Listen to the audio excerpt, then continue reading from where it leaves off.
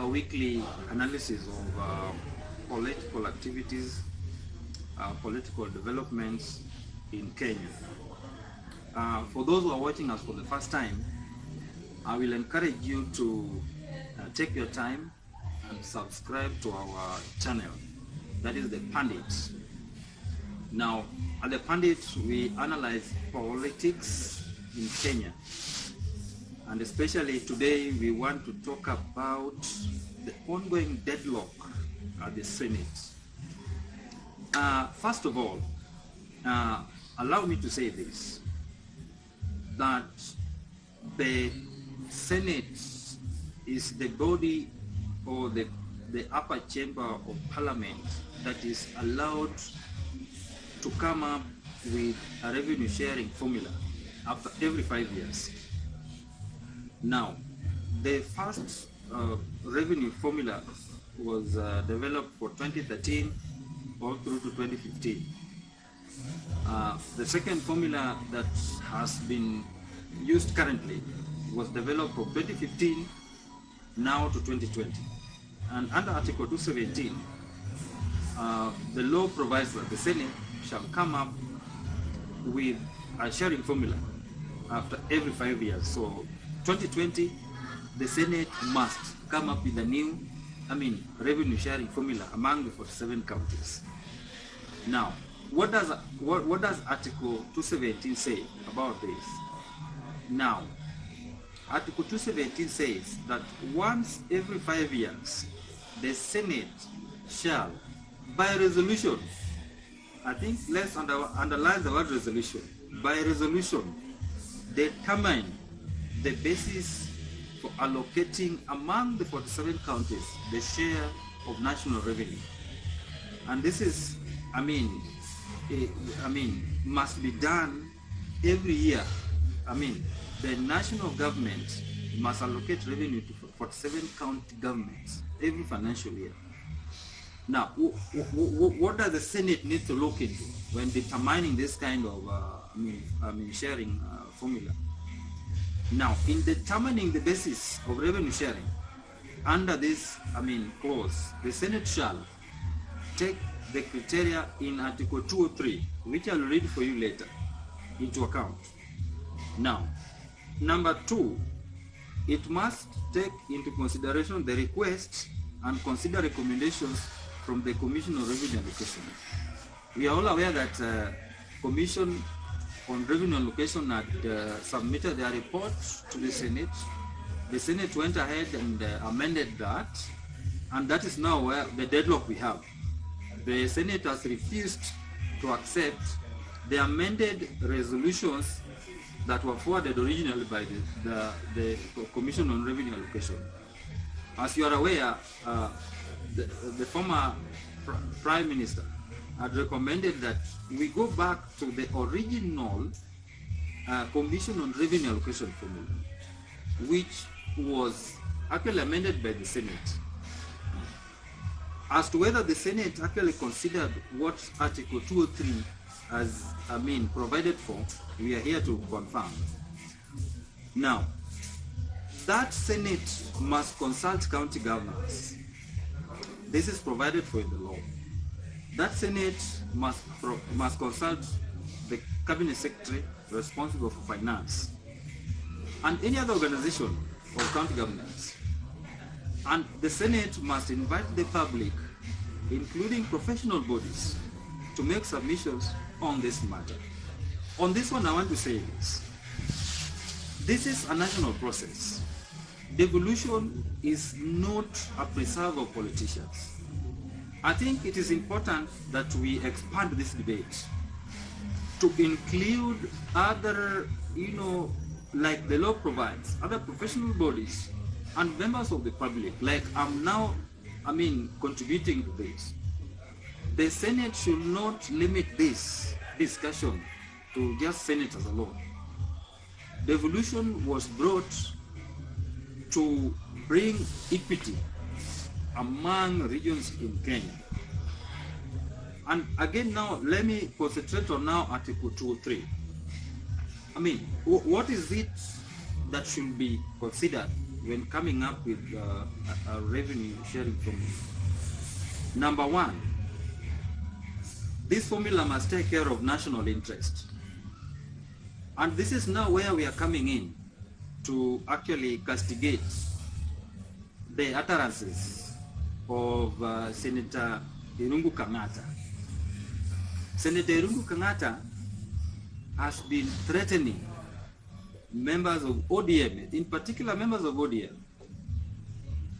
whom he is accusing of failing to support the government's proposal on revenue sharing. This we are saying no to. We are saying a big no to this way of doing politics in Kenya. Revenue sharing formula is a matter of national interest. It is not a matter of Jubilee interest or an interest of Uhuru Kenyatta. And it's not an interest of people from Mount Kenya who are supporting BBI. We are in BBI for good results. We are not in BBI for bad results.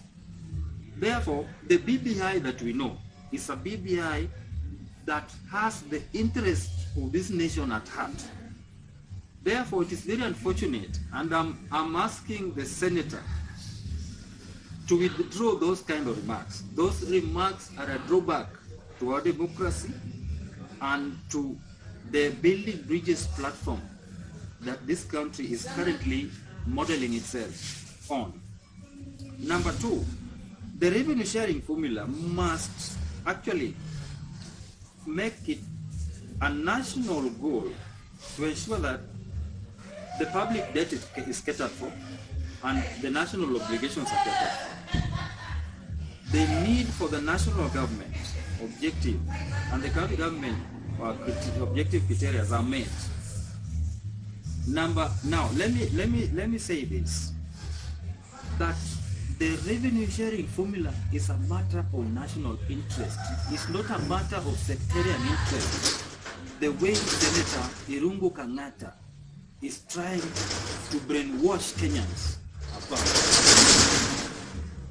This formula must take care of not just national interest. It must take care of regional interest. Devolution was entrenched in our constitution to bring equity on the national sharing of revenues or sharing of national resources. Therefore, for us in Nyanza, for us leaders in Nyanza, we are joining in the statement that Senator Orengo made in the Senate yesterday, that President Uhuru Kenyatta must consult widely on this matter. The leadership of Jubilee, led by Senator Irungu Kang'ata, must consult widely on this matter. The public interest must be taken care of paramountly in this matter. I'm buying into the suggestions or recommendations of Senator Sakaja. Senator Sakaja has provided a raft of proposals that ensures that in this equity sharing formula, the marginalized,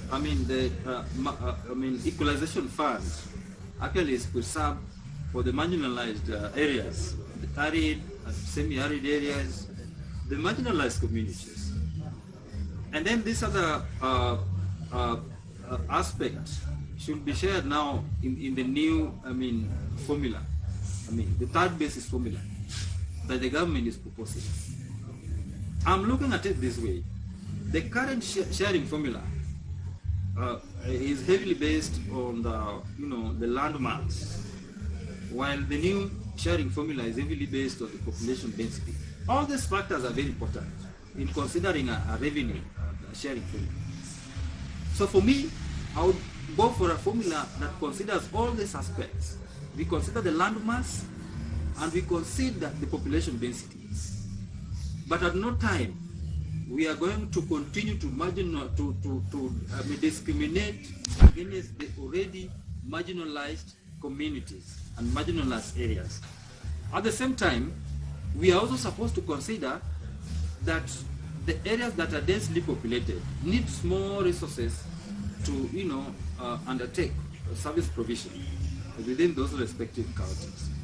So for me, I'm going the middle way. Let's consult further.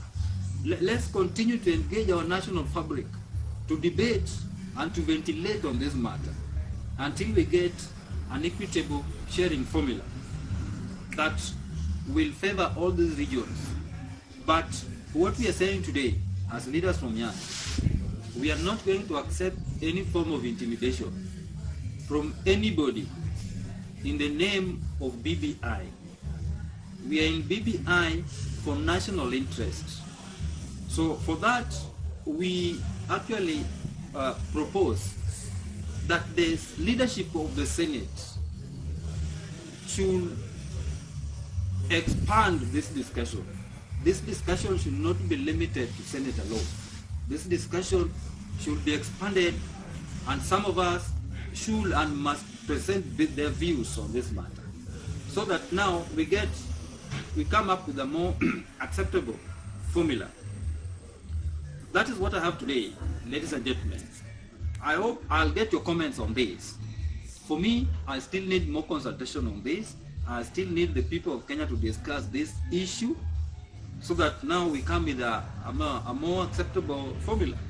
Otherwise, we are rejecting any form of intimidation from anybody, be it Jubilee or ODM or any other political party that is trying to intimidate Kenyans to accept a formula that is not equitable to them. Thank you very much, the people of Kenya. God bless you, and God bless the people of the Republic of Kenya. Asanteni sana.